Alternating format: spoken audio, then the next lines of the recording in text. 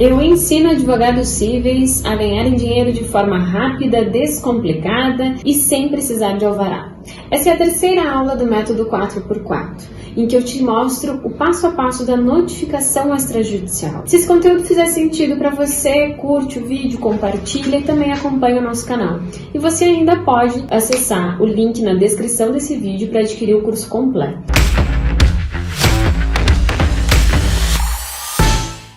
Aula 3 é a respeito do passo 3, que é a realização, então, da notificação extrajudicial.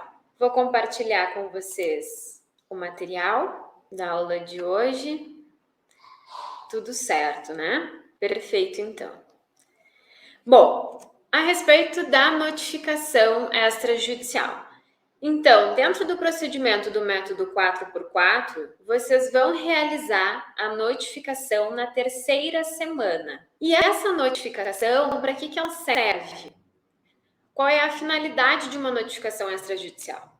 Então, eu coloquei ali para vocês, de uma forma conceitual, que a notificação extrajudicial ela é como se fosse uma carta que você envia para outra parte, onde você tem que narrar os fatos que motivaram a notificação e também trazer a relação jurídica em questão, ou seja, o caso concreto, o problema que o teu cliente te contou lá no atendimento, que você descreveu no teu parecer e trouxe uma solução jurídica. Então, tudo isso você vai aproveitar e trazer para a tua notificação também. E um ponto importante que não pode faltar é informar na notificação o que você quer e também fazer um requerimento, tá? Então, você vai informar a pretensão do teu cliente e fazer um requerimento para outra parte. Olha só, coloquei dica para vocês. Usar os fatos e fundamentos já descritos no parecer. Vejam como o procedimento, quando ele é feito exatamente observando os passos, você consegue diminuir muito o teu trabalho, otimizar muito. E por isso que o método 4x4, ele é possível de ser feito em 4 semanas. Porque como você já tem toda a descrição do que você vai fazer, você consegue utilizar lá no teu parecer todos os elementos do teu parecer para a tua notificação. Então, não é um retrabalho. Na verdade, você faz todo um planejamento do teu trabalho e é isso que possibilita que ele seja rápido. Então, ontem alguém me perguntou, não lembro quem agora, mas ontem alguém me perguntou assim, e se eu demorar mais de 2 horas para fazer meu parecer? Veja, ainda que você demore um pouquinho mais para elaborar o parecer, o interessante é que quando você for fazer a notificação, você já tem toda a descrição dos fatos e fundamentos. Logo, se você demorar mais no parecer, a tua notificação ainda assim vai ser um procedimento mais rápido, porque basicamente tu vai aproveitar todo o teu parecer na tua notificação, tá? Então essa dica. Feito o parecer, cliente ratificou lá, concordou, declarou que aceita a proposta. Quando você for fazer a notificação, você utiliza todos os elementos do parecer e isso agiliza muito o processo, tá? Elementos que não podem faltar na notificação, então. Bom, primeiro passo da notificação, e obviamente que depois eu vou trazer para vocês um modelinho, né?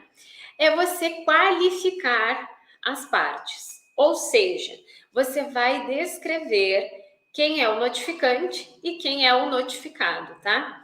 Qual é a importância disso? A importância é que todo documento que a gente elabora, mesmo extrajudicial, ele pode ser usado na esfera judicial, se for necessária.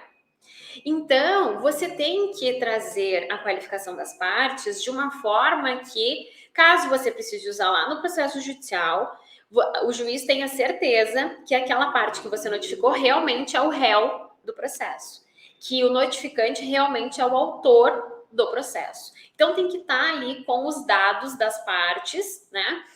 Qualificação, nome, CPF, endereço, estado civil, de ambas as partes. É importantíssimo, não pode faltar. 2, descrição dos fatos, que é o relatório lá do teu parecer. Só que aqui a gente não faz como apontamentos, como itens. Aqui a gente realmente tem que fazer a escrita dos fatos. Vou mostrar isso para vocês também depois no modelo. Mas todos aqueles itens que você já colocou lá na descrição dos fatos, você traz para a tua notificação e aí só elabora o texto, tá?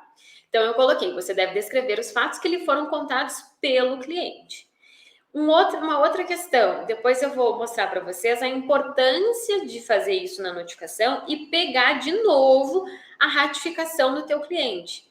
Ou seja, tudo que você escrever na notificação, você vai dar ciência para o teu cliente, vai mandar o documento para ele, ele vai dizer, ó, ok, foi realmente isso que aconteceu. E aí sim é que você vai mandar essa notificação para outra parte. Terceiro ponto que não pode faltar numa notificação: fundamentação jurídica. Então, eu coloquei para vocês ali, apresentar um esboço da fundamentação jurídica sobre a pretensão do cliente. Esse ponto aqui é o mais técnico, sem dúvida nenhuma. E é nesse aqui que você tem que realmente se esmerar. Lá no teu parecer, tu já fez todo o estudo. Então, agora tu vai aproveitar esse estudo e vai trazer para cá.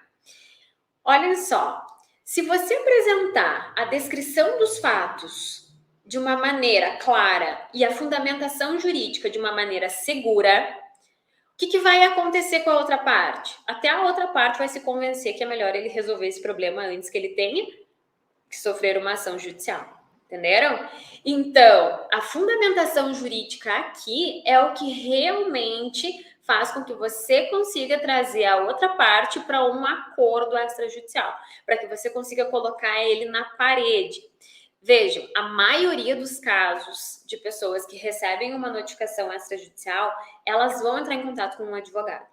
Ainda que esse advogado não venha intermediar o acordo, existem casos, a maioria contrata um advogado para pelo menos que esse advogado diga, olha, a situação é realmente complicada, então é melhor você realmente entrar em contato, tá? Então, a tua fundamentação jurídica tem que estar muito redonda para que, quando um colega analise a tua notificação, ele passe o feedback para outra parte, no sentido de que realmente esse documento tem validade jurídica, ele serve como prova para um processo e ele também já traz efeitos na esfera extrajudicial. Depois vou conversar sobre isso com vocês também. Então, esse aqui, sem dúvida nenhuma, no caso da notificação, é o ponto crucial, é o que você realmente deve se debruçar, se dedicar e trazer ali o teu melhor trabalho, tá? Qual o outro ponto que não pode faltar? O prazo para outra parte se manifestar ou cumprir a obrigação.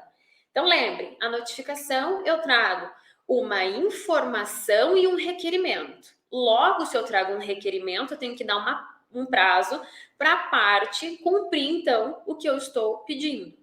Esse prazo, ele, na maioria das vezes, ele pode ser estipulado de forma livre. Ou seja, eu posso determinar qual é o prazo que eu vou dar para outra parte, desde que ele seja razoável, tá? Então, por exemplo, eu não posso trabalhar com um prazo de 48 horas para a construção de um muro. Por quê? Porque não é razoável. Aí a minha notificação acaba perdendo os efeitos jurídicos que eu busco com ela. Mas não existe um prazo que a lei defina. Todas as notificações têm que ter o prazo de tanto. Não. Alguns casos a lei vai prever especificamente em quanto tempo a obrigação tem que ser cumprida, tá? Mas eu digo para vocês, com segurança, isso é exceção à regra. Na maioria das vezes vocês podem, vocês mesmos, livremente estipularem o prazo. Eu, geralmente, coloco 5 dias úteis, tá? Quinto ponto que não pode faltar na tua notificação: deixar claro o que você quer que a parte faça nesse prazo. Então, você tem que requerer e deixar claro qual é a obrigação que você está requerendo. Ou então, que entre em contato com você.